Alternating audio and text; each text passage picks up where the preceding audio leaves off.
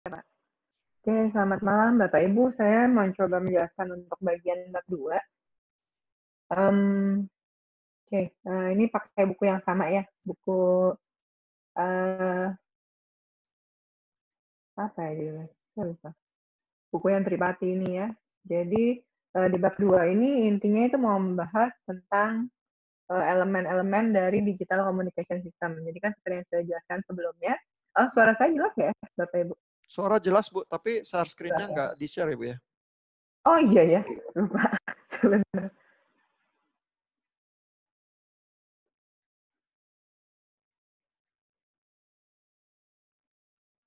Sorry. Oke, udah kelihatan Bapak Ibu? Udah. Sudah, Bu. Udah ya, oke. Nah, untuk yang seperti penjelasan yang tadi sudah ada briefingnya dari Pak Ihan, untuk first generation itu kan masih analog, tapi untuk yang 2G, 3G, dan 4G yang sekarang sudah mau masuk lagi ke 5G itu kan udah digital. Nah, untuk proses communication systemnya digital, itu secara garis besar kita bisa lihat dari bisa ini gitu.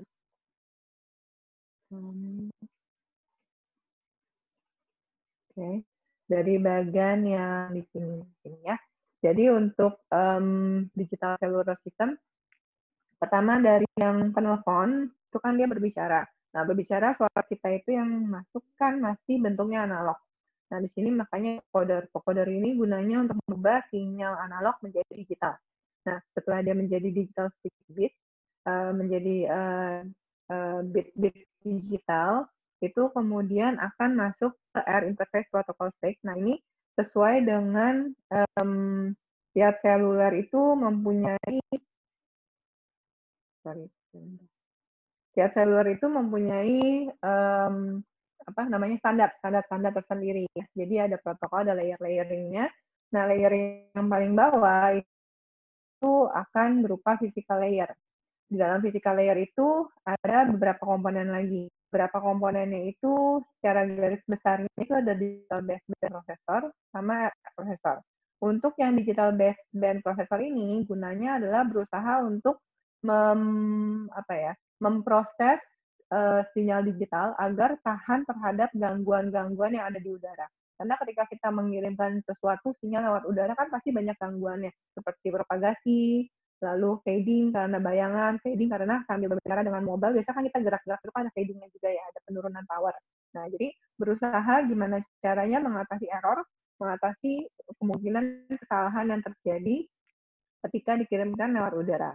Nah, disebutnya digital baseband processor, ini baseband karena sinyal yang dikirimkan itu pertama awalnya masih di frekuensi baseband, yaitu ada di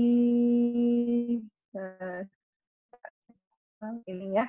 Jadi kalau untuk yang GSM itu di 0 sampai 200 kHz, untuk yang CDMA 2000 itu di ini, dan untuk yang UMTS itu di ini.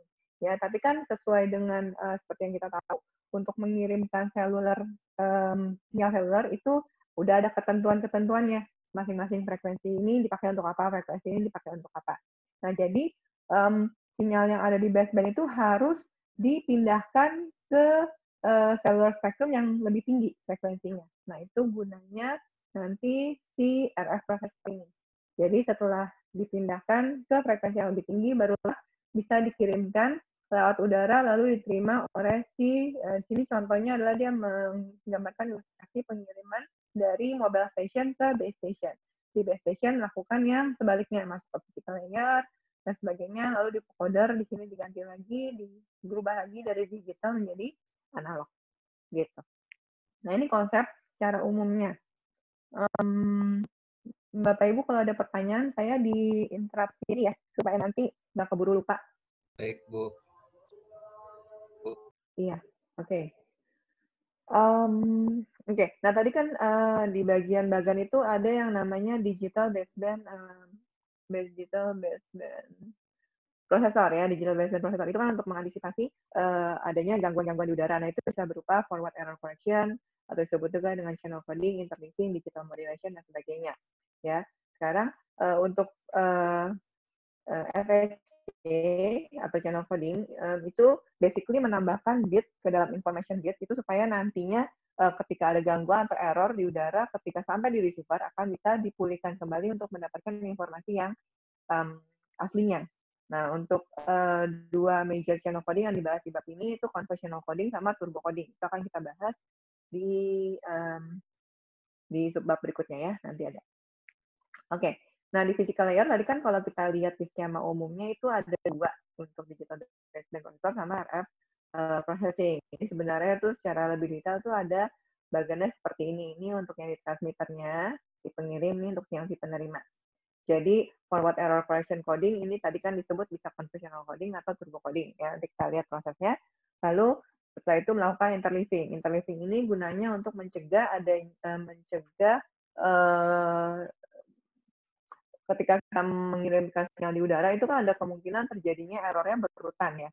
Kalau kita melakukan interleaving itu kita bisa mengantisipasi error yang berurutan. Jadi kayaknya enaknya saya jelasin pakai contoh. Tadi di belakang ada contohnya. Kalau enggak agak ngawang ya. Interleaving itu intinya dia mengacak bit yang dikirimkan supaya kalau ada error yang berturut-turut itu tidak mengganggu satu blok data sehingga kayak satu blok data itu hilang sehingga susah untuk dikembalikan ke informasi awal. Kita contoh lebih detailnya ada di belakang. Oke, digital modulation kita memodulasi sinyal digital menjadi besaran-besaran yang bisa merepresentasikan 1 dan 0 ketika dikirimkan di udara, yaitu juga kita di belakang. Nah, spreading sama scrambling ini itu adanya di CDMA, ya. Itu juga untuk bisa mengantisipasi kemungkinan adanya masalah di pengiriman ketika di udara. RF processing seperti dijelaskan untuk menaikkan ke frekuensi yang lebih tinggi. Oke, di bagian receiver itu tinggal melakukan yang kebalikan ya, di scrambling, di spreading, dan sebaliknya. Gitu. Oke. Nah, ya, di bagian tadi kan di bagian vocoder itu gunanya dia merubah dari sinyal analog menjadi sinyal digital. Nah, apa yang dilakukan? Gimana caranya merubah sinyal analog menjadi sinyal digital? Yang pertama, step pertama adalah melakukan sampling. Jadi dari sinyal analog yang ada itu disampling, diambil di kalau analog itu kan di setiap waktu aja ya. Tapi kalau digital itu kita mengambil di waktu-waktu tertentu aja. Nah, ini kita sampling ya. Nah, frekuensi sampling itu ada ketentuannya, frekuensi sampling. Nah, ini rumus ini disamakan dengan Nyquist rate. Jadi frekuensi sampling itu jadi saya tahu dari mana saya mesti ngambil samplingnya itu jaraknya seberapa jauh, gitu ya. Kalau misalnya jaraknya delta T, maka frekuensi samplingnya akan 1 per delta T. Syaratnya adalah dia harus lebih besar sama dengan 2 kali frekuensi maksimal. Jadi dicari dari sinyal yang dikirimkan, frekuensi paling tingginya berapa, frekuensi samplingnya harus lebih besar sama dengan 2 kali frekuensi maksimal. Nah, frekuensi itu kan per waktu ya. Nah, jadi delta T-nya ini kalau kita lihat kan dia mesti lebih besar sama dengan 2 kali frekuensi maksimal. Jadi delta T-nya itu lebih baik kalau dia semakin kecil kan ya. Kalau dia ininya semakin kecil, maka frekuensi samplingnya akan semakin besar. Semakin besar maka akan memenuhi syarat ini. Semakin besar akan memenuhi syarat yang ini. Tapi masalahnya ketika semakin besar, semakin kecil. Ketika delta T-nya semakin kecil, maka frekuensi samplingnya semakin besar. Frekuensi samplingnya semakin besar, maka semakin memenuhi syarat yang ini ya. Nah, kenapa sih harus semakin kecil? Karena kalau delta T-nya kita bikin lebih kecil, pasti gimana ya?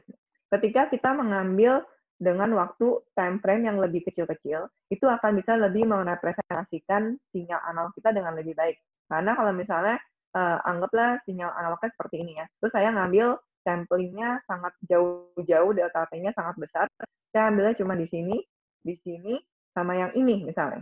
Maka nanti saya ketika diterima oleh receiver, dia akan melihatnya gambarnya begini dong ya, karena kan kehilangan data-data detailnya yang ini. Jadi delta T yang semakin kecil itu semakin baik ya. Tapi yang masalahnya kalau kita delta T-nya terlalu kecil, maka nanti jadinya datanya itu semakin banyak. Kalau datanya semakin banyak, berarti ketika mau dikirimkan dia akan akan perlu data rate yang lebih tinggi gitu ya, makan bandwidth juga. Nah, itu jadi kita harus mencari nilai di mana delta T-nya itu baik, tidak terlalu besar dan tidak terlalu kecil. Makanya muncullah ada persamaan Nyquist rate ini, gitu. Nah, setelah kita sampling, jadi yang analog itu kita ambil di titik-titik waktu-waktu tertentu, nilainya berapa gitu ya, setelah disampling, lalu kita kuantisasi. Karena ini kan masih dalam titik-titik gambaran analognya doang. Saya butuh bit digitalnya, ya. Jadi saya butuh bilangan 0101-nya. Nah, itu kita melakukan yang namanya kuantisasi. Ya, kuantisasi. Jadi itu apa sih besarannya? Ini tuh samplingnya, sinyalnya secara digital tuh apa, ini apa, ini apa. Nah, ini saya coba mengilustrasikan. Tadi saya sempat lihat, saya ngambil dari Wikipedia, tapi kita cuma perlu gambar ininya aja ya. Jadi saya mau memperlihatkan. Nah, jadi ini kan ada sinyal analog, kita sampling. Jadi kalau yang ini, data samplingnya itu lebih sedikit daripada yang ini, gitu ya. Nah, setelah disampling, dikuantisasi. Jadi dibikin nilai-nilai batasan-batasan supaya kita bisa tentukan, oh kalau segini maka dia digitalnya itu 10. Kalau yang ini 11, kalau yang ini 01, ini 00, gitu ya. Nah, untuk mengkuantisasi, ketika kita bikin bit kuantisasinya itu semakin banyak, sama lagi konsepnya seperti kita men-sampling ya. Kalau bit kuantisasinya semakin banyak, kayak ini kan cuma 2 bit, ini 3 bit. Maka semakin banyak kita akan bisa membuat semakin detail. Ketika semakin sedikit, maka detailingnya jadi hilang. Tapi kompensasinya sama lagi. Kalau kita bikin bitnya lebih banyak, maka dia akan memori untuk ketika mau disimpan ya buffer itu akan lebih gede. Atau kalau mau dikirimkan akan perlu data rate yang lebih tinggi, gitu ya. Jadi sama, kompensasinya sama seperti ketika kita sampling. Jadi gitu, pertama kita sampling, kemudian kita kuantisasi, ya. Itu untuk yang mengkonvert dari analog ke digital. Ini ada dia kasih contoh hitungan, biasanya kan manusia bicara itu frekuensinya di antara 20 Hz sampai 20 kHz ya, tapi yang umumnya diambil itu frekuensi maksimal itu dibilang untuk hitungan itu 4 kHz. Jadi frekuensi samplingnya mestinya harus lebih besar sama dengan 8 kHz, tapi kan kita nggak mau terlalu besar, maka kita ambil yang sama dengan biasanya. Sama dengan 8 kHz berarti delta T-nya 0,125 mikrosecond gitu ya. Untuk yang jadi kita samplingnya setiap 0,125 mikrosecond kita samplingnya. Ya, frekuensi sampling itu biasanya dioptimasi untuk speed sih, untuk percakapan ya. Kalau dengar musik itu frekuensi sampling segitu tuh kurang karena kita limitnya bisa sampai 20 kHz ya sebenarnya. Oke. Iya. Oke.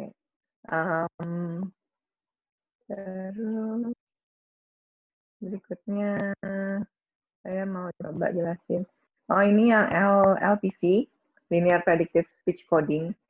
Jadi basically kalau misalnya tadi kan kita harus memilih ya antara kalau saya mengkuantisasi dengan bit yang banyak, maka saya butuh data rate yang lebih tinggi. Gimana caranya saya mau punya voice quality yang bagus, tapi saya tidak mau punya data rate yang besar.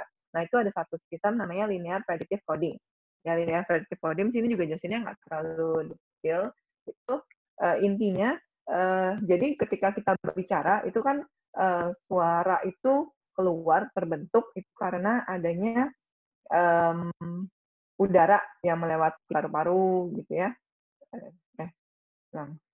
Lungs tuh, bener ya? Paru-paru ya? Melewati paru-paru, kemudian ke vocal cords, terus ada vocal tract. Vocal tract itu terdiri dari throat, tenggorokan, sang, lidah, nose, sama mouth ya. Jadi vocal tract, jadi kebentuk itu gimana cara kita membentuk mulut kita, hidung itu ada pengaruhnya, lidah juga ada pengaruhnya gitu ya. Nah, jadi di sini LBC itu konsepnya adalah gimana cara bisa membuat agar sinyal analog yang dikirimkan tadi yang berupa suara, dia berusaha merepresentasikannya menjadi satu apa ya namanya? Menjadi satu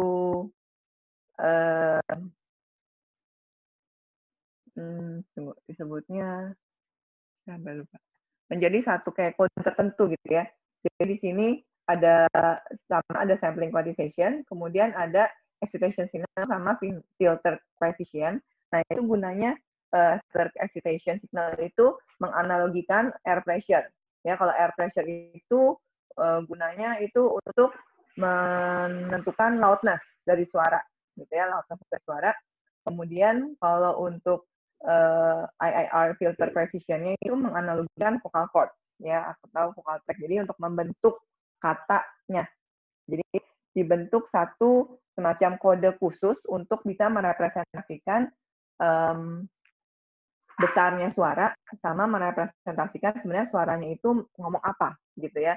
Jadi dari sana dengan ada menganalogikannya itu maka dapat diperoleh dapat membuat data rate-nya itu lebih rendah karena nanti besaran informasinya itu nggak sebesar kalau kita cuman mengkuantisasi begitu aja gitu. Intinya kurang lebih seperti itu. Ya, mungkin tambahan sedikit ya. Ya, Pak. Jadi di dalam sistem digital tuh selalu ada istilah-istilah coding ya. Cuman coding itu yang di LPC ini buat kompresi, tapi yang channel coding itu buat koreksi error ya. Nah, ini metode kompresinya sederhana ya, bukan sinyalnya yang dikirim, tapi seolah-olah sinyalnya itu diekstrak supaya jadi angin. Lalu di bagian receiver itu ada filter yang kalau dikasih angin akan menghasilkan suaranya begitu ya. Jadi sinyal aslinya itu diekstrak dulu, lalu diekstrak jadi parameter-parameter yang bisa ngedrive filternya, dan parameter yang buat ngedrive filternya itu jumlah datanya itu lebih sedikit daripada sinyal aslinya gitu ya. Sehingga dengan demikian kita jadi punya kompresi data gitu. Ya. Thank you Bu Junita.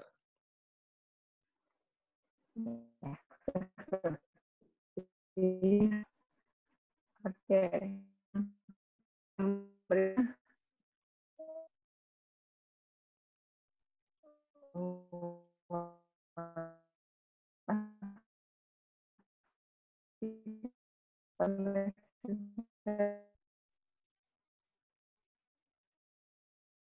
Wah, suaranya Bu Junita putus-putus nih.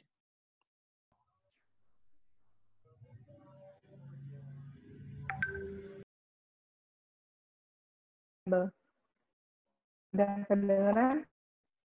Udah. Udah ya, Pak. Udah. Oke. Nah, berikutnya saya mau masuk ke bagian forward error correction, coding and decoding. Jadi tadi kan kita lihat di bagian untuk di physical layer itu ada yang digital background processing, gitu ya. Salah satunya adalah FEC, forward error correction, coding and decoding. Nah, kalau kita mau lihat the simplest form of FEC itu simple repetition. Jadi kalau kita mau lihat konsepnya forward error correction itu simple repetition itu seperti ini. Jadi misalnya kita mau mengirimkan information bits yang 101 gitu ya. Lalu tiba-tiba ketika dikirimkan di udara di bagian kedua ini itu signal strength-nya fading ya. Tiba-tiba ngedrop.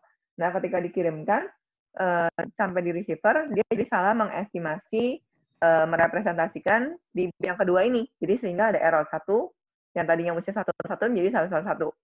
Nah, kalau kita memakai FEC lah ya saya bilangnya. Jadi FEC. Jadi kalau kita memakai ini, jadi misalnya saya melakukan repetition ya. Jadi kita ulang. Kalau saya mau mengirimkannya 101, maka di repeat 3 kali. 111 jadi 101, di repeat menjadi 111, 000, 11. Jadi satu informasi itu di repeat 3 kali. Jadi ketika misalnya sama terjadi kasus yang sama di mana di kedua itu ada signal strength yang fading di sini, ketika diterima tetap akan bisa didecoding untuk mendapatkan sinyal yang informasi yang originalnya. Karena kan dia sudah tahu oh polanya mestinya berulang 3 kali. Kalau kayak gini 101 berarti ada kesalahan di ini dan dia tahu kalau informasi aslinya itu 101 seharusnya gitu. Nah, ini memang membuat data yang dikirimkan jadi lebih besar, lebih banyak. Cuman itu untuk mengantisipasi error yang mungkin terjadi ya. Memang ada konsekuensinya contekan git ya. Oke, tadi kan juga disebutkan untuk Bu, yang ya, Pak. Bu izin nanya Bu, saya pengen tahu penyebab FEC itu apa Bu ya? Bisa datanya itu bisa korup, itu penyebabnya apa tuh Bu? Yang ini ya Pak, maksudnya? Iya, FEC Bu. Oh, FEC-nya itu bukan korupnya Pak. FEC-nya itu justru adalah sistem yang dibuat untuk mengatasi kalau seandainya ada bit yang korup. Nah, korupnya itu bisa terjadi karena mungkin ada fading, mungkin karena ada shadowing, dikirim dia, mungkin kirimnya datanya dia banyak banyak bangunan gitu ya, ada fading sehingga waktu dikirimin ada propagasi juga, ada yang ada sinyal yang balik ya, segala macam, sehingga power strength signal strength-nya yang nyampe di receiver itu nggak perfect gitu Pak. Jadi yang bikin korupnya ini adalah masalah di udaranya. Di udara. Kalau medianya kabel Bu, mungkin nggak ada FEC itu? Media kabel. Kalau seluler nggak ada yang pakai kabel Pak. Oh, kalau server nggak ada ya Pak? Iya, itu di kuliah yang lain Pak. FEC itu khusus buat yang ini aja Pak, signal udara aja Pak ya, nggak termasuk jaringan kabel. Oh enggak, kabel juga bisa pakai FEC Pak. Cuman gangguan di udara itu biasanya lebih sulit ya daripada gangguan di kabel, karena kabel itu kan terlindungi. Lalu juga khusus untuk mobile communication, masalahnya adalah handheldnya bergerak. Nah pergerakan itu sendiri membuat problem itu. Kalau kabel kan biasanya barang-barangnya karena terikat di kabel nggak bergerak ya, tapi buat komunikasi seluler itu problem tersendiri begitu. Sehingga tanpa FEC, mobile communication itu sulit ya untuk dilakukan dengan baik. Ya, makasih Pak Ian. Ya. Bu Yun. Iya. Ada Nanya lagi Bu? Ya, saya Bu. Iya Pak. Gini Bu, tadi kan kalau dengan FEC itu kan dia nge-repeat tuh. Ini repeatnya otomatis atau umpama kita mau ngomong nih, kita harus ngomong repeatnya itu atau otomatis gitu? Oh, bukan. Kita ngomong biasa aja. FEC-nya itu di sistemnya dibuatnya begitu. Jadi ketika kita ngomong kan dirubah menjadi bit digital. Nah, bit digitalnya itu ketika nanti dia masuk ke dalam digital backend processing di daerah sana sama sistem, by system dia yang akan merepeat digital bitnya itu. Oh, oke. Ya. Ada pertanyaan lain? Oh iya, Pak Ihan mau menambahkan? Oh iya, biasanya sih sebenarnya channel coding nggak ada yang melakukan repetisi polos ya, karena itu terlalu sederhana. Biasanya ditambahkannya dengan teknik-teknik hitungan matematika tertentu atau pakai register ya di dalam hal convolutional code, supaya kalau ada error itu ada perhitungan balik yang lebih ketat supaya kita bisa mengkoreksi atau mendeteksi errornya gitu. Jadi repetisi yang cuma diulang begitu aja nyaris nggak pernah dipakai sih di sistem. Ini cuma untuk penjelasan bahwa kita tuh bisa melakukan itu ya, nambahin data tapi terus mengenali error gitu. Ya, oke, menambahkan yang tadi yang Pak Ihan. Jadi ini contoh untuk yang the simplest FEC-nya. Nah, untuk kalau yang lebih kompleksnya lagi, yang lebih efisien, itu ada convolutional coding sama turbo coding yang akan dijelaskan berikutnya. Mungkin ada pertanyaan lagi dulu dari Bapak Ibu? Oke, kalau nggak ada, saya coba lanjut untuk yang convolutional coding ya. Convolutional coding tadi seperti yang sempat disebutkan oleh Pak Ihan juga. Jadi intinya adalah di sini kita pakai shift register ya. Jadi input yang masuk itu nanti akan dimasukkan ke dalam serangkaian shift register hingga menjadi satu output tertentu. Jadi kalau contoh di sini kita lihat dia input yang satu bit input yang masuk akan dirubah menjadi 3 bit. Jadi untuk ini disebutnya coding rate-nya sepertiga. Karena number of input dibagi number of output code simbolnya. Ya, ini sebutnya code simbolnya, ini input bitnya. Jadi kalau kita lihat di sini disusun sedemikian rupa supaya dia itu outputnya itu code simbolnya adalah hasil dari hitungan pergeseran memakai shift register. Ya, jadi mungkin akan lebih enak kalau saya langsung ke contoh ya. Jadi kalau di sini kita lihat ini ya. Ini dia kan ada untuk simbol bit yang pertama, bit kedua, bit ketiga. Untuk yang pertama kita lihat di sini dia ada dapat dari kombinasi atau XOR untuk yang XN ke XN-1, XN-2, lalu XN-4 ya selanjutnya. Ini kita bisa lihat ya bikin di sini gitu ya. Jadi kan dia berbeda. Oh, -4-nya nggak ada. Kita salah lihat. XN-, oh ya di sini yang 5 ya. Jadi yang 2, yang 3 gitu ya, kita lihat gitu. Ini sampai ke yang untuk code bit yang pertama. Nah, code bit yang kedua, dia kena shift register yang ini, shift register yang ini, gitu seterusnya ya. Jadi kita dapatkan ini. Jadi nanti outputnya akan berupa 3 bit code simbol gitu.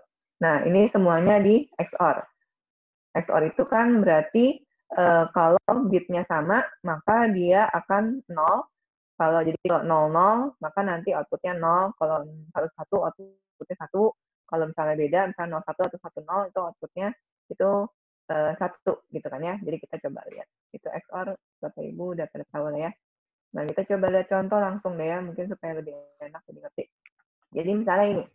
Ya, jadi di sini kita mau melakukan convolutional encoder. Nanti kita decodingnya pakai filter B ya. Jadi seandainya ada input yang mau di encoding, itu inputnya ini. Informasinya sebenarnya cuma 15 bit. Tapi ditambahkan 2 encoder tail bits, itu gunanya, kita lihat nanti ya, gunanya itu akan berguna dalam kita untuk proses decoding nantinya. Ya, jadi nah biasanya tail bits-nya itu bitnya berupa 0, ya 0, dan jumlahnya itu sesuai dengan banyaknya shift register. Di sini kan kita pakai shift registernya 2. Maka nanti tail bit-nya ini 2 dan nilainya 0. Gitu. Untuk ini berarti coding rate-nya itu kan 1/2 ya, karena ketika saya input 1 bit, nanti dia akan keluarnya 2 bit. Ya, untuk yang bit pertama ditentukan dengan rumus ini, untuk bit yang kedua ditentukan dengan rumus yang ini. Gitu. Jadi, di sini shift registernya, nanti konsepnya adalah dia punya kondisi awal. Shift register ini punya kondisi awal, diisi dulu kondisi awalnya. Nah, ketika ada input yang masuk, dia akan menggeser, ya. Namanya shift register, makanya. Ini ya. Jadi, saya udah siapin ini, mungkin lebih enak dilihatnya. Oke, nah ini ya. Jadi, contoh di sini misalnya di kondisi awal shift register ini dan ini itu shift A dan B. Ya, kalau di aslinya itu 1 atau 0, 0, 0, 1, 0 gitu misalnya. Misalnya kondisi awalnya A dan B. Ketika ada input C masuk, maka dia akan geser. Dia akan geser, maka di shift register yang pertama, dia kondisinya akan C, statusnya C. Di kondisi di shift register yang kedua, dia akan jadi karena dia geser. Dia menggeser yang ada di sebelumnya di sini. Gitu ya. Nah, untuk tahu state-nya jadi berubah jadi apa, karena kita kan pakai XOR ya. Jadi misalnya contohnya gini. Aduh, sorry. Dia kan pakai 2. Mouse-nya kelihatan nggak sih? Bisa gerakin mouse-nya kelihatan ya, Bapak Ibu? Dia kan ada shift register. Ini shift register 1. Kelihatan, Bu. Kelihatan, Bu. Oke. Ini shift register 1, ini shift register 2. Jadi misalnya di sini, misalnya state awalnya 00. Jadi shift register 1 ini dan 2 state awalnya 0 dan 0. Ketika ada input bit 0 yang masuk, input bit 0 di sini, input bit 0 masuk, maka nanti shift register ini akan berubah jadi 0, 0 tetap. Karena kan kita bayanginnya di sini kan pertama dia 0, 0. Ketika ada 0 yang masuk, dia kan menggeser posisi. Berarti ini 0 yang baru, ini 0 yang lama. 0 yang lama lagi udah kegeser. Gitu ya. Oke. Nah, kalau misalnya yang input adalah 1, pertama state-nya 0, 0. Jadi kalau saya input 1, kan dia menggeser. Dia menggeser, berubah jadi, maka jadi 1, 0. Karena dia menggeser 1 masuk ke sini, 0-nya yang ini pindah ke sini, lalu 0 yang ini keluar, gitu ya. Kalau yang 01, state awalnya 01, dapat input bit 0, maka dia akan menggeser state-nya si register 1 dan 2 akan jadinya 00 gitu ya. Untuk yang state transition ini udah ngerti belum Bapak Ibu? Ada pertanyaan? Ya, kalau nggak ada berarti saya anggap udah ngerti ya. Oke. Nah, itu perubahan state-nya ya. Jadi perubahan state-nya. Ketika ada input yang masuk, maka dia akan men-shift. Ya, geser aja. Ini adalah tabel perubahan state. Kita akan memerlukan ini untuk bikin nanti trellis diagram. Itu akan dipakai untuk kita di decoding nanti. Sekarang ini kita melakukan encoding-nya dulu, gitu ya. Nah, jadi kan tadi kan kita bilang kalau di sini coding rate-nya 1/2. Jadi kalau ada 1 bit yang masuk, maka nanti output-nya bit, gitu ya. Nah, cara tahu output-nya gimana? Cara tahu output-nya seperti ini. Misalnya, current state-nya itu 00, ya. Jadi di sini shift register 1 dan 2, dia 0.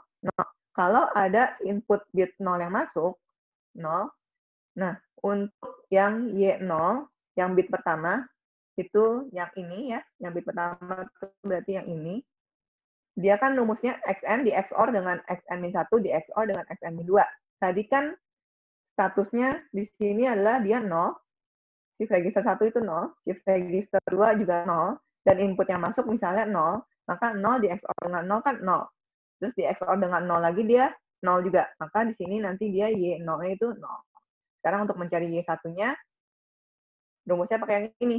XN-nya 0, XN-2-nya juga 0. 0 di XOR dengan 0 jadinya 0. Gitu ya. Jadi mungkin supaya lebih jelas, ganti yang 10 kali ya. Coba kita coba kalau yang current state-nya 10.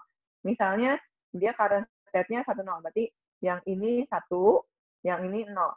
Kalau ada input bit 0 yang masuk, berarti di sini kan XN-nya 0, yang ininya 1, yang ini 0.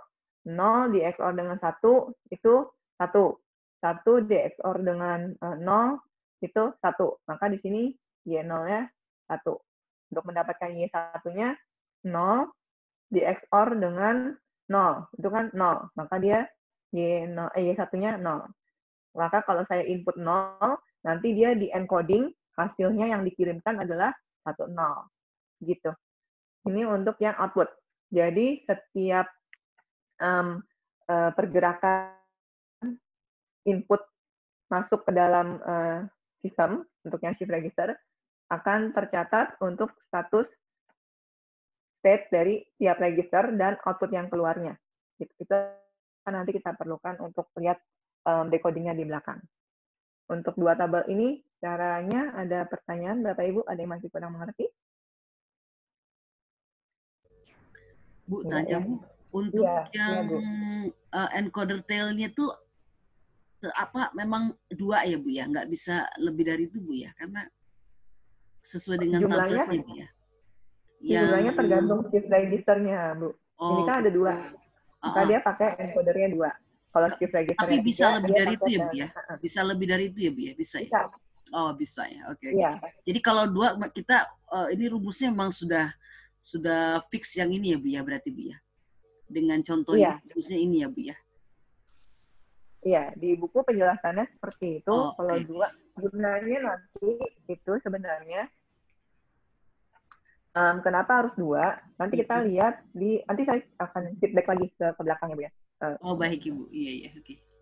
Sorry. Terima kasih Bu, iya. Iya. Jadi Bu Reka, itu sebenarnya coding dengan model shift register itu menyimpan pola memori dari shift registernya ke dalam deretan code yang akan dihasilkan, begitu ya. Jadi kalau kita ingat kuliah sinyal dan sistem, ini sistem yang punya memori ini. Dan memori itu mempunyai pola sehingga kalau ternyata nanti datanya diganggu di udara begitu ya, terus berubah, memori itu hanya bisa menggerakkan data ke state-state tertentu yang kita bisa hitung ya seberapa jaraknya. Sehingga kalau ada perubahan itu bisa ditebak nih karena sebenarnya datanya udah lewat memori shift register itu. Nah, problem dengan memori adalah kita mau setelah satu panjang data tertentu, memorinya itu kita jadi kita reset lagi gitu ya ke 0 lagi begitu. ke state yang semula ya, yang kita bisa tahu bahwa oh mulainya pasti dari situ. Nah makanya 20 itu kalau masuk ke shift register dia akan mereset shift registernya ke posisi yang kita tahu. Jadi sebenarnya itu gunanya untuk resetting sih. Oke Pak. Ya, Untuk semoga sementara menjawab. ya itu dulu Ya. Pak ya. Oke. Thank you Pak. Ya. Ada pertanyaan lain Bapak Ibu?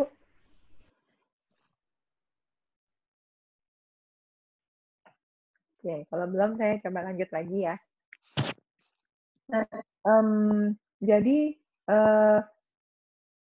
setelah kita tahu konsep untuk tadi yang convolutional codingnya itu, konsepnya begitu, kita bisa bikin trace diagram. Trace diagramnya ini berguna nanti untuk kita bisa mendecoding balik memakai Viterbi gitu ya. Jadi bisa mencoba seperti tadi disebutkan Pak Ihan, mencoba meretrack ulang perubahan dari bitnya itu supaya tahu sebenarnya tuh mestinya tuh bitnya itu aslinya berapa gitu. Oke, jadi untuk pembuatan si Viterbi diagramnya ini sebenarnya konsepnya memakai dua tabel tadi intinya gitu ya. Jadi ini saya coba saya coba sandingkan ya supaya lebih kebayang. Oke.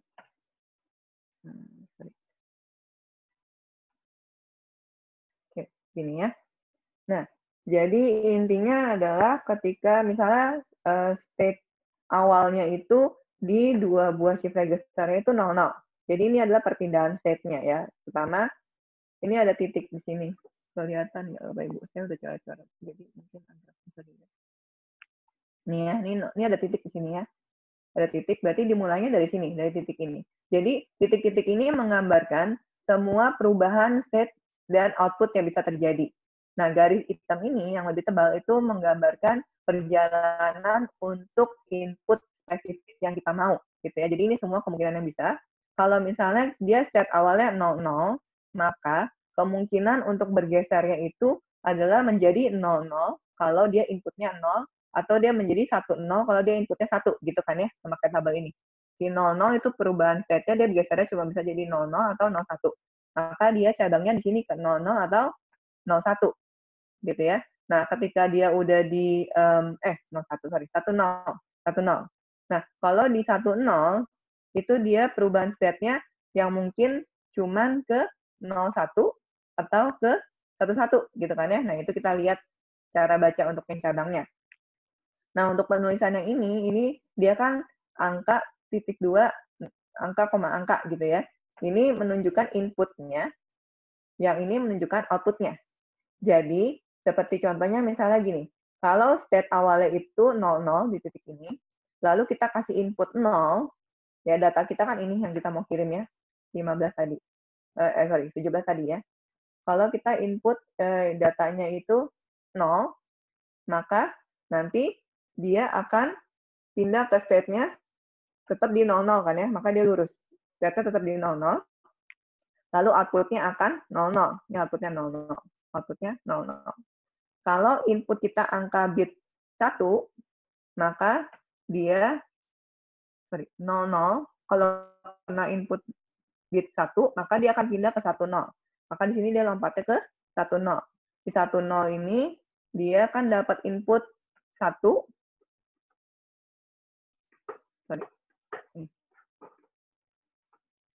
Dari 00, ketika dia mendapat input 1, dia akan menjadi 11. Gitu ya. Maka di sini output-nya 11. Ini output-nya 11. Gitu. Ini perpindahan state-nya. Dari 10, sekarang dia posisinya di state-nya 10. Kalau dia mendapatkan input-nya 0, 10, mendapatkan input 0, dia akan pindah ke state 01. Di sini, pindah ke state 01. Ya, dengan output-nya itu 10. Sesuai dengan tabel ini. Ya, ini angkanya memang yang input output ini agak nempel-nempel, jadi agak susah dilihat. Tapi basically itu penulisannya seperti itu. Jadi ini kalau yang tidak ditebali itu kemungkinan perubahan state dan output yang bisa terjadi. Lalu yang ditebali itu sesuai dengan informasi yang kita mau kirimkan. Jadi ini input informasi yang mau dikirimkan, lalu ini output yang setelah di encoding jadinya seperti ini, yang dikirimkan di udara.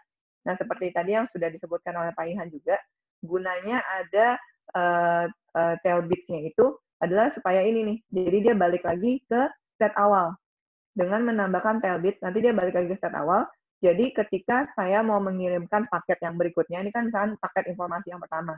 Ketika mau mengirimkan paket informasi yang kedua, saya bisa tetap memakai release diagram yang sama, tinggal perubahan untuk state-nya tergantung dari inputnya. Gitu. Jadi saya nggak perlu bikin punya banyak release diagram. Karena kalau dia mulanya dari 01 kan release diagramnya jelas berbeda ya.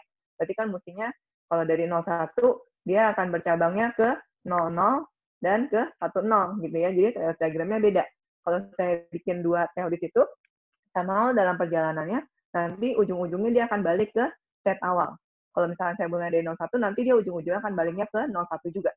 Jadi release diagram saya nggak perlu ganti-ganti. Gitu sih intinya. Untuk pembuatan release diagram ini ada pertanyaan Bapak Ibu? Bu, saya mau nanya dong, Bu. Iya Pak. Sorry saya nggak bisa lihat nih namanya siapa yang nanya. Saya Mardi, Bu. Oh iya. Ya, itu tadi yang kedua, Bu. Setelah dari inputnya 00 masuk input 1 jadi 10. Terus ada input lagi tadi 0 ya, Bu. Jadi 11 outputnya. Outputnya jadi 11.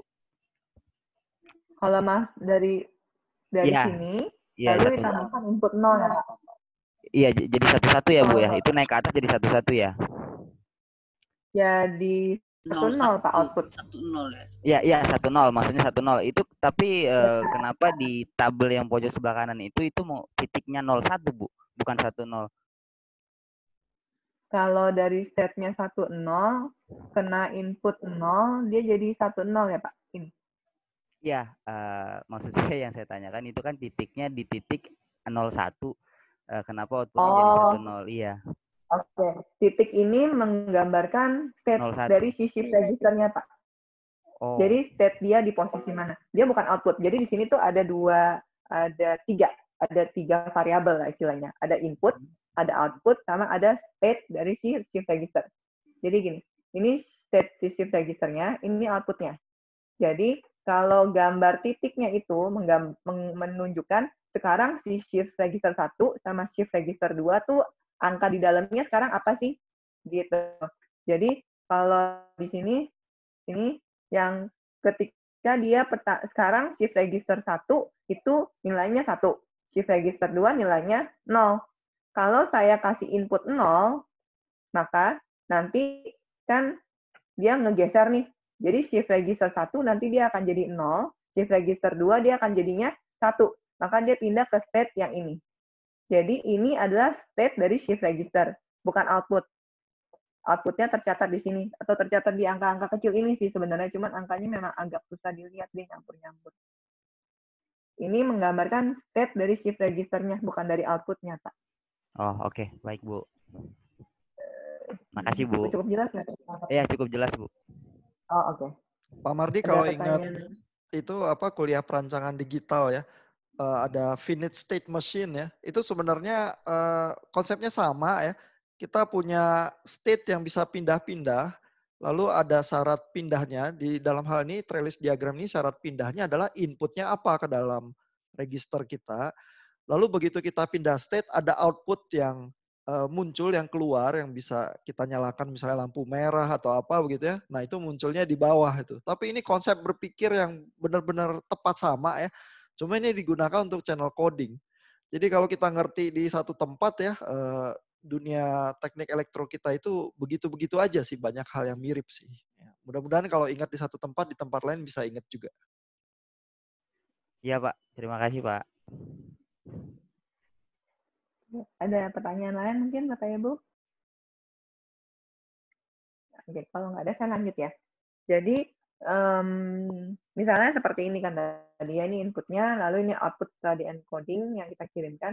Nah, seandainya ketika kita mengirimkan itu terjadi error ada bit yang berubah. Nah, misalnya contohnya seperti ini, dia merubah yang ini dan yang ini gitu ya. Jadi yang diterima oleh receiver itu udah ada yang berubah karena terjadi error. Jadi yang mestinya 10 di sini berubah jadi 11, dan di sini yang mestinya 10 juga berubah jadi 00 gitu. Nah, gimana caranya si receiver bisa tahu mengantisipasi atau memperbaiki hal ini sehingga didapatkan informasi yang seperti originalnya. Nah, itu kita lakukan fitur di decoding, ya. Nah, ini kejelasan untuk yang tailbitnya tadi. Nah, ini jadi seperti ada yang diganti ya. Ini. Nah, untuk fitur di decoding itu konsepnya adalah mencari cost yang paling minimal. Jadi tadi kan kita lihat dari satu state dia bisa lompat pindah-pindah ke state yang berikutnya. Jadi ada state yang perpindahan state yang possible, ada yang impossible. Ya tadi seperti saya bilang, kalau 00 possible-nya kan ke 00 atau 10. Nggak mungkin dong dia pindahnya ke 11. Gimana cara dia geser kalau inputnya 0 bisa jadi inputnya 1 bisa jadi 1, nggak mungkin kan. Jadi kita lihat possibilities. Nah, itu yang dilihat possibilities sama minimum cost. Nah, dia ngitung cost-nya dari mana? Dia ngitung cost-nya itu dari banyaknya perpindahan si state dengan memakai yang namanya hemming, ya. Jadi kayaknya lebih gampang, lebih kebayang kalau langsung pakai contoh. Jadi bentar, saya juga bisa siapkan ini. Ini ada di bukunya, cuman saya taruh di sini itu biar lebih gampang disesuaikan dengan penjelasan. Jadi kalau Bapak Ibu nanti mungkin mau baca-baca bukunya, lihat penjelasannya lagi, di sini bisa lebih kebayang, gitu ya. Nah, tadi kan untuk yang diterima oleh si receiver, yang salah itu pertama kan dia 00 ya, berikutnya 11 gitu ya.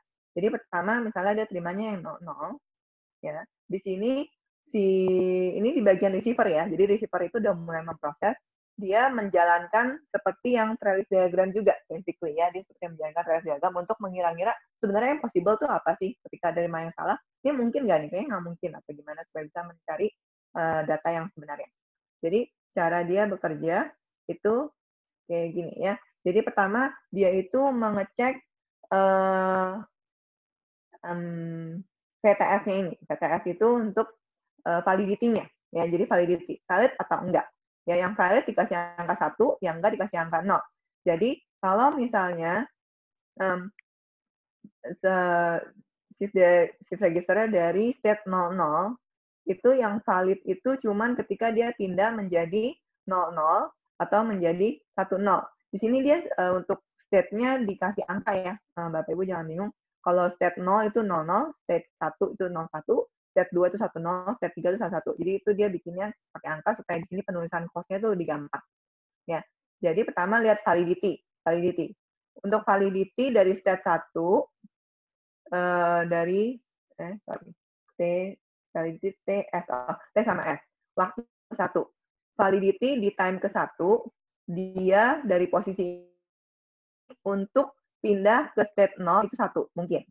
Di time 1, dari state 0 untuk pindah ke state 1, nggak mungkin. Maka di sini 0. Ya.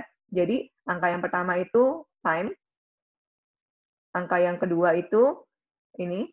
Angka yang berikutnya itu menunjukkan statusnya sekarang, state-nya sekarang. Ya. Dari state 0 untuk pindah ke state 2, mungkin. Dari state 0 untuk pindah ke state 3 di time 1 itu tidak mungkin. Gitu ya. Pertama kita lihat validity-nya dulu. Ketika kita udah tahu mana yang valid, maka kita hitung cost untuk yang valid aja. Ya, jadi yang valid kan ini dan ini ya. Oke. Nah, menghitung cost intinya adalah mau cari yang seminimal mungkin karena di situ pergeserannya itu paling sedikit, paling memungkinkan, gitu ya. Jadi,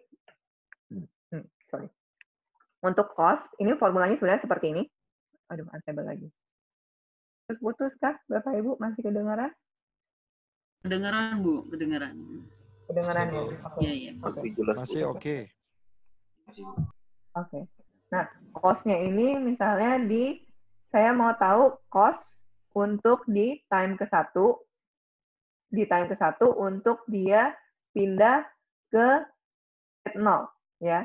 Jadi kan di time 1 dari state yang awalnya di 00, berapa sih cost-nya untuk dia pindah ke state 0 ini? Caranya adalah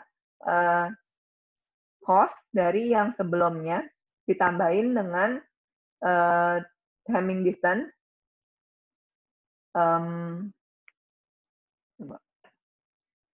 Nah, ini lebih enak. Oke. Total cost reaching state 00 di time ke-1 itu adalah hasil penjumlahan dari cost untuk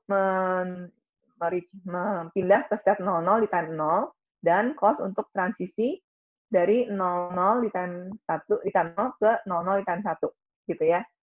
Jadi di sini adalah proses transisinya. Ini adalah cost dari yang perjalanan sebelumnya. Kalau di sini kan baru time 1. Time 1, maka cost 00 dia seperti berpindah ke diri sendiri kan, dia cost 0 ini masih awalnya memang di 00 kan ya. Lalu maka cost 00-nya maka otomatis pasti masih 0. Ya. Lalu transisi itu pakai konsep Hamming distance. Jadi ketika perubahan code-nya itu makin banyak, maka cost-nya akan makin besar. Jadi contohnya kalau dari state 00 ke step 00, ini kan nggak ada angka bit yang berubah, maka cost-nya 0. Contohnya kalau misalkan dari 00 ke 11, ini ada perubahan bitnya, ada 2 bit yang berubah kan ya, maka dia cost-nya 2. Kalau ada perubahan bit yang lebih banyak, maka cost-nya akan semakin banyak. Maka yang di sini cost 12 di time ke 1, untuk pindah ke step kedua, itu cost-nya adalah cost yang sebelumnya, 00, dia nggak berubah, masih awalnya di 00, maka di sini 0. Lalu cost untuk transisi dari step 0 ke step 2. Step 0 itu kan 00, step 2 itu 11. Cost-nya itu 2, maka totalnya 2. Gitu ya. Jadi ini untuk cost untuk transisi ke step 0 di time ke 1 itu 0. Cost untuk transisi ke step 2 di time ke 1 itu 2. Gitu, Bapak Ibu. Mungkin akan lebih kebayang kalau saya lanjut nih, kalau misalkan ke time yang ketiga, Bu. Oh iya, ini ada ya. Iya, ini misalnya ini ya. Jadi tadi kan terakhir ada di time 1, dia yang valid cuma di 0 sama di 2 gitu ya Bapak Ibu ya. Yang ini kan nggak ada, nggak mungkin. Dia tadi cuma dari 00 cuma bisa ke step 0 sama ke step 2. Nah, kita lanjut nih. Berarti di time kedua, kemungkinan dia validnya bisa pindahnya ke yang untuk yang step 0 mungkinnya pindah ke 0 sama ke 2. Untuk yang step 2 itu dia mungkinnya pindah ke step 1 sama step 3. Nah, kita mau hitung cost masing-masing. Cost 20, berarti cost di time kedua untuk pindah ke step ke 0 kan adalah tadi untuk dia nyampe ke titik ini, itu kan dia pakai cost 10. Bapak Ibu ya masih ingat ya? Tadi Oke. Iya, time 1. Untuk nyampe ke titik ini kan dia pakai cost 10. Nah, maka untuk dia lanjut lagi ke sini, ke time 2, kita hitung dari cost-cost yang sebelumnya. Jadi cost 10-nya untuk dia ke sini, tadi dari 0 ke 1 kan di sini cost 10. Lalu untuk lompat lagi ke sini, cost-nya itu berapa? Itu yang mau kita hitung sekarang. Nah, kita hitung juga untuk yang transisinya, T00. Jadi dari step 0 ke step 0, ini dari yang ini input 0, bentar. Dari inputnya 11. Oh, sorry. Saya tadi sampai salah ya. Ini input ya. Dia bandingkan antara input dengan yang state. Maaf, Pak. Tadi yang Hamming distance itu dia membandingkannya antara input dengan state-nya dia. Jadi di sini kan inputnya tadi 00. Lalu dia kalau mau pindah ke step 0 yang isinya 00, maka dia Hamming distance-nya 0 ya. Lalu di sini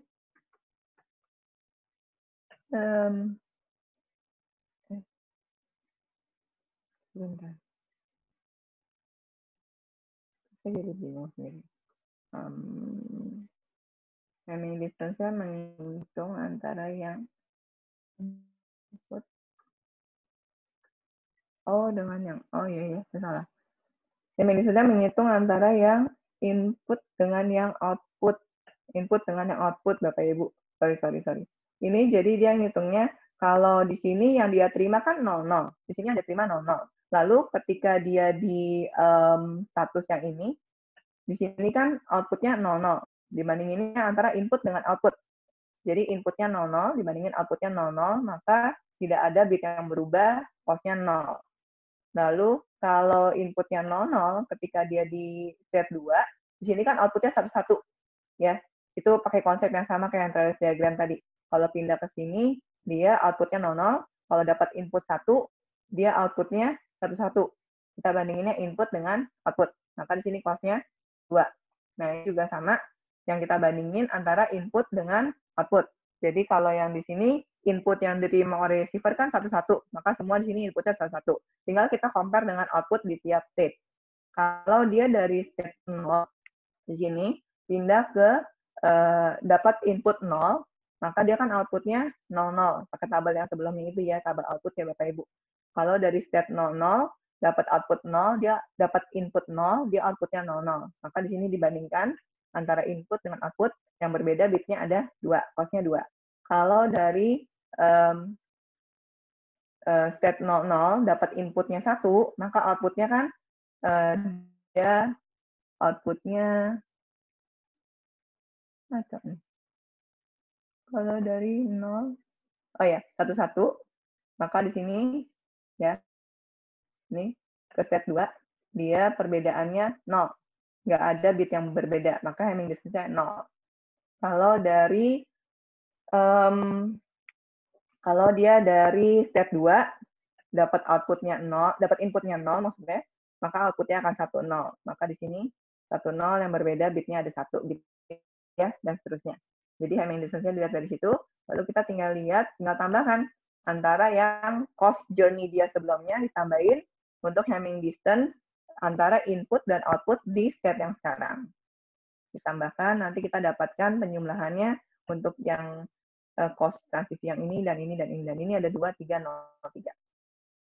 Ya, jadi sebenarnya cost yang dibandingkan ya adalah output yang diterima dari receiver dengan output yang terjadi kalau trellis diagramnya bergerak dengan urutan tertentu ya. Jadi output sebenarnya dengan output yang mungkin karena shift registernya gitu. Itu yang dibandingkan Hamming distance-nya sih sebenarnya. Iya. Untuk perhitungan ininya ada yang bingung? Ada yang mau bertanya, Bapak Ibu? Nah, jadi Bapak Ibu ya, sebenarnya dari kuliah ini tidak mesti diharapkan Bapak Ibu kalau disodorin trellis diagram bisa menyelesaikan Viterbi-nya ya. Cuman kalau dengar kuliah ini, nanti kalau harus berurusan dengan Viterbi, agak-agak tahu apa yang dilakukan di dalam proses Viterbi-nya. Jadi sebenarnya yang terjadi adalah, kalau saya punya sederetan bit ya, katakanlah 10 bit, maka kalau saya mau ngitung ya, sebenarnya berapa sih kemungkinan bahwa bit yang saya terima itu benar, begitu ya. Saya harus cek semua kemungkinan bit yang mungkin ya. Jadi kalau ada 10 bit, 2 pangkat 10 tuh, tahu-tahu sangat banyak ya kemungkinan bit yang harus saya cek. Nah, Viterbi ini yang dibuat oleh Andrew Viterbi adalah cara cerdas ya untuk menghitung setiap langkah. Kalau saya bergerak shift registernya, di langkah yang ini ada berapa cabang. Dan harganya masing-masing cabang itu berapa. Lalu cabang yang harganya kegedean, dia langsung nggak hitung lagi begitu ya untuk taraf selanjutnya. Sehingga jumlah perhitungan yang harus dilakukan dengan Viterbi diagram itu, tahu-tahu jadi lebih sedikit, sehingga mesin itu nggak ngos-ngosan harus menghitung seluruh kemungkinan dari bit yang mungkin bisa diterima begitu. Ya, jadi ini sebenarnya trik matematika, di dalamnya agak rumit sedikit karena harus diterjemahkan sedemikian rupa sehingga mesin itu bisa menghitung ya. Tetapi seluruh trik ini dilakukan supaya kemungkinan yang harus dihitung itu tidak sebanyak itu. Saya nggak harus cek semua kemungkinan bit, tetapi cek sebagian aja yang jaraknya itu kecil. Karena kalau jaraknya kecil, berarti kemungkinannya lebih tinggi bahwa bit itu adalah yang benar. Ya, kurang lebih konsepnya seperti itu.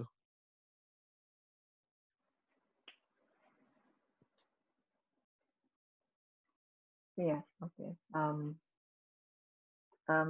Ya, pokoknya dengan hitungan-hitungan rumit itu, intinya dia mau bikin tabel ini. Ya, tabel ini bisa memprediksi trellis cut sama estimated sequence-nya. Jadi, tadi kan pertama dia dapatnya, kita ingat dia dapatnya ini kan ya Bapak Ibu ya. Dapatnya kan 0 sama 2 ya. Nah, ini 0 sama 2. Gitu. Jadi intinya mau bikin rute supaya mendapatkan jarak yang terkecil seperti nanti kata Pak Ihan ya. Ini 0 dan 2. Yang di sini kan cost-nya 2303 ya. Di sini 2303. Nah, dia bisa tahu input yang bisa memprediksi sebenarnya tuh mestinya inputnya sebenarnya apa. Caranya adalah dengan mengambil minimum cost. Jadi di sini angka yang depan itu melambangkan cost-nya, lalu angka yang belakang itu melambangkan dia sebenarnya berasal dari state mana, gitu ya. Jadi kalau misalnya kita mulai dari belakang, ya kalau yang fitur ini kita mulai dari belakang, di sini kan dia cost-nya 2 dan dia datangnya dari state 1, ya. Jadi dia karena nggak ada pilihan yang lain, dia paling kecil, ya dia mulai dari state 1, dia akan pindah ke sini, ya. Nah, untuk perpindahan dari state 0 di sini dia berarti 0, asalnya dari 1 pindah ke 0 itu estimated input bit-nya 0, gitu ya. Ini tinggal memakai tabel yang sebelumnya sih. Jadi intinya kalau pakai tabel itu dia bisa tahu kalau dari 1 pindah ke 0 itu maka input bit-nya 0. Lalu tinggal lihat lagi, pindah lagi ke sini. Di sini lihat cost yang paling kecil mana, cost yang paling kecil yang ini 2. Oh, itu asalnya dari mana? Dari state 0. Berarti dia tinggal pindah ke sini. Ya, berarti di sini ada perpindahan state dari 0 ke 2. Kalau state 0 pindah ke 2, maka dia inputnya 1, tinggal pakai tabel. Nah, gitu seterusnya sih konsepnya intinya. Lalu akan kita dapatkan estimated input bit-nya. Ini, dia bisa menghitung original bit-nya seperti apa. Gitu sih, kurang lebih. Ada pertanyaan mungkin Bapak Ibu? Untuk yang untuk yang kita mendapatkan estimate input bit-nya itu kan ada garis-garis itu Bu ya. Itu nanti yang nentuin siapa Bu? Sorry Bu. Iya, kalau dilihat untuk mendapatkan estimated input bit itu state transition-nya itu memang sudah diketahui. Kita tinggal menggambarkan yang garis-garis yang di atas ini, yang tabel ini, kemudian baru diterjemahkan dengan estimated input bit atau nyari sendiri gitu Bu. Atau gimana Ibu ya? Karena kan di situ kan contohnya kan misalkan tadi yang paling ujung 01. Ini kan 1. Nah, dia kan turun dari 17 ya Bu ya. Ini kan 10 nih yang paling ujung. Dari 1 ke 0 kan dia hasilnya 0. Kemudian kalau dari 2 ke 1 dia hasilnya 0. Karena yang ini tadi Bu ya, yang ke-15, kolom 15, kemudian ke-14 kan Bu ya. Berdasarkan garis itu tadi. Itu intinya tinggal memakai tabel ini sih Bu. Tapi seperti yang tadi Pak Ihan bilang juga, ini kan dilakukan oleh sistem, jadi codingannya, hitungannya sudah ada di komputer, jadi dia yang hitung. Tapi kalau emang saya coba jelaskan, mungkin kalau yang mau tahu, yang tadi Pak Ihan bilang mungkin nggak akan disuruh bikin tabel begini terus disuruh ngitung estimated bit inputnya apa gitu ya. Tapi intinya kelihatannya itu seperti ini. Kita kan mulai dari belakang. Dia cost-nya sendirian, 2 udah paling kecil. Dia tahu step dia berasal dari step 1 sebelum ke sini, berarti yang dipilih adalah journey-nya karena kan ada step-stepnya ya, ada beberapa pilihan rute. Nah, rute yang paling kecil kan yang dipilih. Nah, berarti ini rutenya dia berasal dari dari step 1. Step 1 berarti untuk melihat estimated input bit-nya tetap lihatnya itu dari depan ke belakang. Jadi ini ada perubahan dari step 1 ke step 0 gitu kan Bu ya? Iya. Jadi data terus dari depan, step 1 ke step 0. Nah, kalau ada perubahan dari step 1 ke step 0, step 1 itu kan isinya 01. Iya, Bu, betul. Step 0 itu kan isinya 00. Jadi kalau ada perubahan dari 01 ke 00, berarti udah pasti inputnya adalah 0. Gitu. Kita lihat di tabel. Contohnya misalnya lihat lagi yang ini. Ada perubahan step dari step 2 pindah ke step 1. Step 2 kan yang ini ya, 10. Step 1 itu 01. Berarti untuk dari 10 bisa pindah ke 01, berarti pasti ada input 0. Gitu. Mungkin bisa agak beda ini yang 1, 0 kedua. Step 0 pindah ke step 2. Step 0 itu 00. Step 2 itu kan 10. Untuk dia bisa pindah ke 10, berarti ada input 1. Gitu. Lihat di tabelnya sih Bu, kalau mau tahu cara dapetin yang ini. Jadi Bu Reka kan tadi pertanyaan siapa yang menghitung? Yang menghitung mesin. Bagaimana menghitungnya? Menghitung jarak cost yang paling kecil karena itu artinya adalah data yang paling mungkin. Lalu supaya tahu data yang dikirim itu apa, di-trace balik berdasarkan tabelnya. Oh, kalau ternyata yang kita pilih jalurnya seperti ini, maka artinya data yang dikirim kita hitung balik dari tabel nanti keluar. Gitu sih sebenarnya. Ini manualnya ya Pak ya. Ini kan cara manualnya ya Pak ya di sini. Betul, Pak, ya. betul. Nanti kalau di mesin ya di coding ke mesin yang melakukan itu Iya, otomatis sih. Cuman memang buku ini mau menjelaskan bahwa ada cara yang sistematis ya. Ini seperti kayak kalau di perancangan digital kita bikin Karnov map ya, bagaimana secara matematika bisa meringkas. Nah, ini perhitungan manualnya kayak gini. Pada prakteknya dilakukan oleh mesin dan mungkin panjang bit yang dihandle oleh mesin bukan cuma belasan ya, tapi bisa ratusan ribuan sekaligus sih. Oke Pak. Terima kasih Pak Ihan, Bu Junita. Iya. Ya. Oke. Oke, saya lanjut ya. Tadi kan conventional coding, turbo coding. Turbo coding konsepnya itu sebenarnya dia memakai konsep di convolutional codingnya itu ya. Tapi bedanya di sini ada penambahan interleaver. Jadi dia memakai lebih dari satu convolutional coding. Ya, jadi di sini kalau ada informasi bit yang masuk, tadi kan cuma masuk ke satu convolutional coding lalu keluar outputnya. Tapi kalau di sini turbo coding itu berusaha lebih mengefisienkan caranya pakai interleaver. Interleaver itu nanti saya akan jelaskan. Tapi intinya saya merubah susunan bitnya. Jadi susunan bitnya saya ganti. Misalkan yang tadinya 1011 diacak susunannya, ya. Jadi diganti, lalu dimasukkan lagi ke dalam convolutional codingnya, lalu dihasilkan dua input yang berbeda. Nah, dari dua input yang berbeda ini nanti dikirimkan supaya ada seperti buffer untuk pengecekan yang lain gitu. Jadi ada interleaver-nya. Jadi salah satu karakteristik turbo coding juga adalah di sini dia ketika mengirimkan outputnya, ini kan outputnya ya, outputnya ada 3. Tapi bit output yang pertama itu pasti sama dengan input. Gitu. Jadi misalkan kalau yang saya kirimkan di sini 1, di sini pasti 1. Lalu di sini sesuai dengan hitungan shift registernya. Ya. Kalau di sini itu dia udah diacak dulu susunannya. Setelah susunannya diacak, maka ini adalah sama dengan seperti bit pertama dari susunan setelah diacak. Gitu intinya. Nah, nanti setelah dia sampai di receiver, seperti ini kan tadi di transmitternya. Di receiver, dia akan dicocokkan input dari yang sebelum diacak akan masuk ke decoder yang ini, gitu ya. Lalu input dari yang setelah diacak akan masuk ke decoder yang khusus. Nah, nanti susunannya ini susunannya akan diacak supaya bisa di-combine, di-compare sama atau enggak, gitu ya. Jadi yang ini kan yang sebelum diacak, ya, masuk ke decoder, ini yang setelah diacak, masuk ke decodernya juga. Lalu yang ini inputannya, ya, yang tadi yang sebelum diacak, di sini di receivernya diacak supaya bisa dibandingkan sama yang diterima yang memang sudah diacak dari si receiver. Lalu yang hasil dia yang sudah diacak di interleaver, berarti disusun ulang sesuai dengan susunan yang semestinya, dibandingkan dengan hasil dia terima dari receiver yang memang tidak diacak. Gitu. Bingung nggak Bapak Ibu? Paham nggak? Saya jelasin aja putar. Jadi mungkin kembali ya, kuliah ini tidak menuntut Bapak Ibu nanti bisa ngitung turbo code atau apa ya.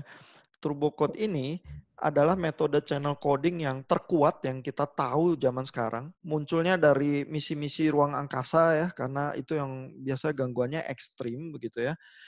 Dan kita secara tradisional punya jenis-jenis channel coding itu ada yang block code ya, Hamming block code itu yang sederhana, itu memoryless, ngitungnya pakai matriks biasanya.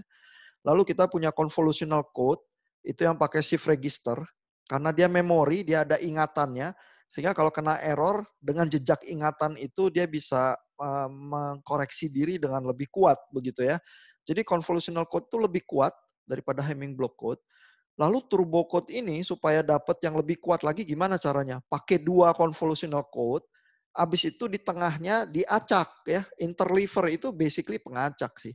Jadi interleaver itu biasanya kerjaannya adalah kalau ada nilai ditulis ke matriks ya, ditulisnya berdasarkan baris, lalu dibacanya nanti berdasarkan kolom. Nah, susunan kodenya jadi teracak begitu ya.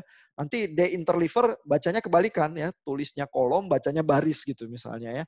Nah, jadi Bapak Ibu bayangkan ada dua convolutional code yang udah kuat ya, lalu di tengahnya dikasih pengacak, lalu diaduk-aduk lagi begitu ya.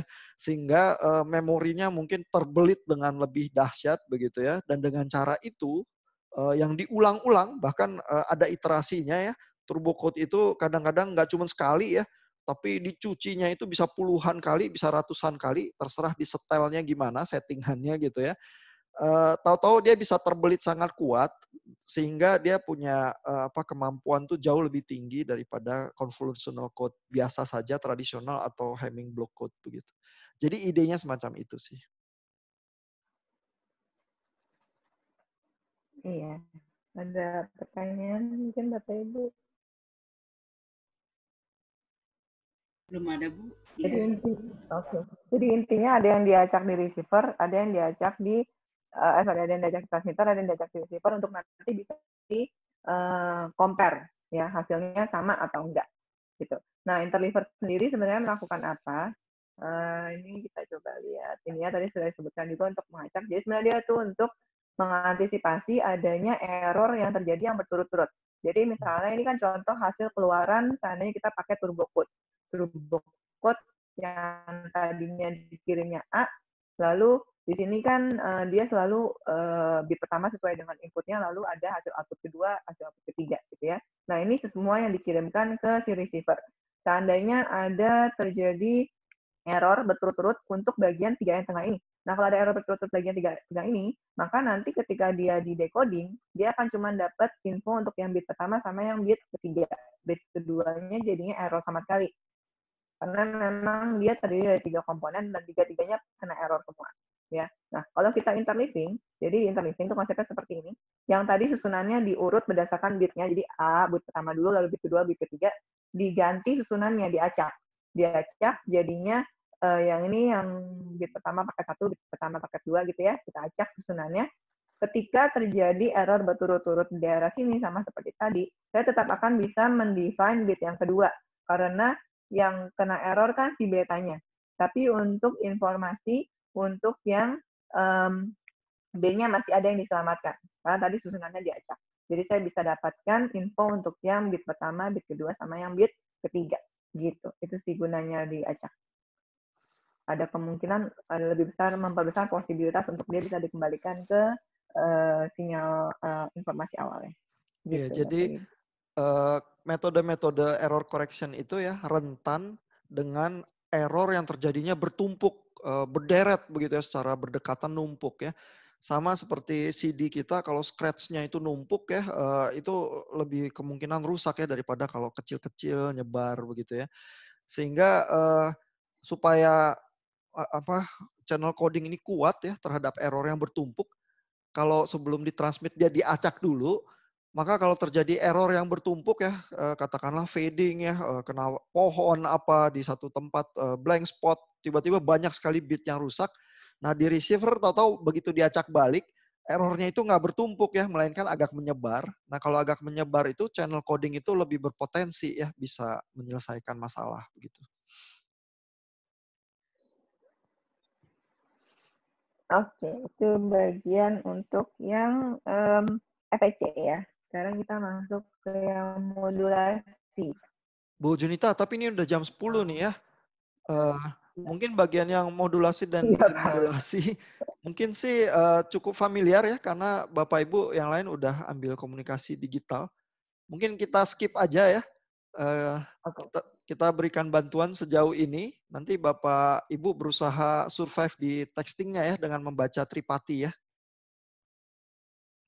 Baik, Pak. Oke, Baik, Pak. Siap, Pak. Ya, Pak. Oke, Pak. Ya, Ibu. supaya nggak terlalu Pak. banyak kehilangan jam tidur juga ya. Siap, Pak. Bu Junita ada yang mau ditambahkan, Bu?